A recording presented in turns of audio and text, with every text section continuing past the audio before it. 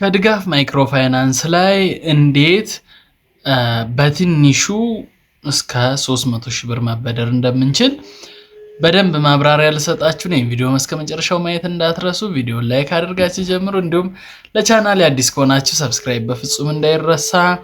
ዛሬ ሰብስክራይብ ካላደረጋችሁ በእርግጠኝነት የሆነ ቀን ሰብስክራይብ ስለምታደርጉ ሰብስክራይብ በማድረግ በቅድሚያ ቤተሰብ ሁኑ።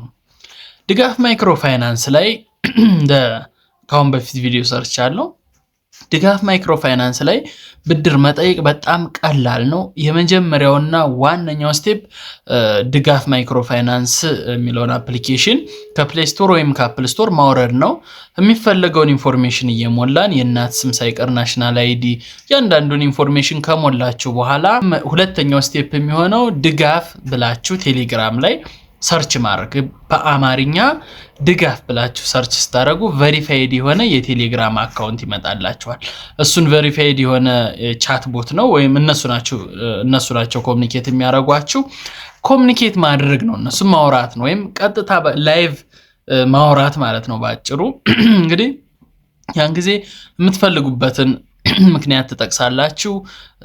ብድሩን ለምንድን ነው የፈለጋችሁት? ኮንቨርሴሽኑ ካለቀ በኋላ ቪዲዮ ኮል ያደርጉላችኋል። እሱም ቪዲዮ ኮልም ከጨረሳችሁ በኋላ ኢዝሊ ብድር ማግኘት ትችላላችሁ። ይህ ማለት እንግዲህ በዋናነት ለተቀጣሪዎችና ደሞዝ ላላችሁ ሰዎች እንግዲህ ተቀጣሪ ከሆናችሁ ይሄንን የብድር ፕላትፎርም ቼክ ማድረግ ትችላላችሁ። እኔ በአንድ ቀን 26,000 ብር ተበድሬያለሁ። ብድሩንም ወደዛው ነው በመፈለገው ባንክ ነው የለቀቁልኝ። ይሄ 100% እርግጠኛ የሆነ ቼክ አድርጋችሁ ይሄን ቬሪፋይ አድርጋችሁ ካልሰራላችሁ ኮሜንት ቦክስ ላይ አስቀምጡልኝ ወይም ደግሞ ቴሌግራም ቻናል አለኝ። ቴሌግራም ቻናሌ ላይ ልጽፉልኝ ትችላላችሁ። ኤኒ የሚገጥማችሁ ነገር ካለ ኮሙኒኬት ማድረግ እንችላለን። በትክክል እኔ የሰራልኝን ፋይናንስ ተቋም ላይም ስለምሰራ እያንዳንዷን ነገር ቬሪፋይ አድርጌ ቼክ አድርጌ እንደሚሰራ ካላረጋገጥኩ በስተቀር ቪዲዮ የሚባል ነገር አልሰራም። ለዚህ ምሳሌ ደግሞ ካሁን በፊት የሰሯቸው ቪዲዮዎች ምስክር ናቸው።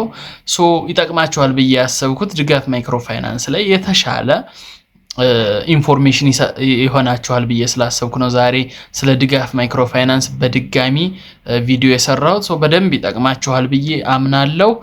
ይህ ቪዲዮ ብዙዎች ጋር እንዲደርስ ሼር በማድረግ አድርሱ። እንዲሁም ቪዲዮን ላይክ አድርጋችሁ ውጡ። በቀጣይ በአዲስ የቢዝነስ እና የፋይናንስ ኢንፎርሜሽን እመለሳለሁ። እስከ ቀጣይ ቪዲዮ ቴንክ ዩ።